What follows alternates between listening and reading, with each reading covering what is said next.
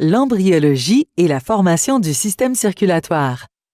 La rencontre de l'ovule et du spermatozoïde se fait habituellement dans les trompes de Fallope. À ce moment, l'ovule est libre, c'est-à-dire qu'il n'est pas attaché aux parois et peut se déplacer. Dès qu'un spermatozoïde pénètre l'ovule, leurs membranes s'unissent. L'ovule bloque alors l'entrée à tous les autres spermatozoïdes.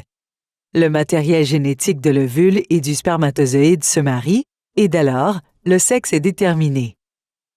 Cette fécondation donne naissance à une multiplication cellulaire passant d'1 à 2, puis à 4 et à 16 cellules, ainsi de suite, au cours des 3 premières journées. L'amas de cellules s'organise. Une cavité se forme à son pôle inférieur. C'est la cavité vitelline. Elle deviendra éventuellement l'intérieur des intestins, de la bouche et du pharynx. De l'autre côté, le pôle supérieur devient le bouton embryonnaire.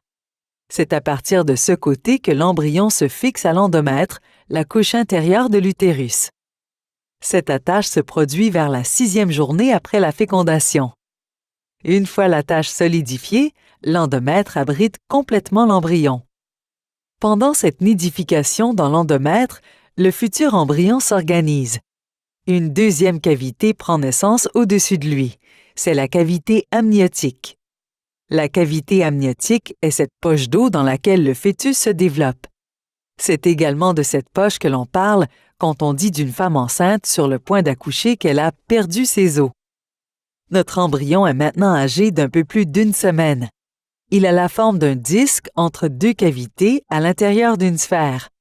Le système circulatoire est sur le point de se mettre en place. Allez sur icardio.ca pour découvrir une multitude d'informations au sujet de la santé cardiaque.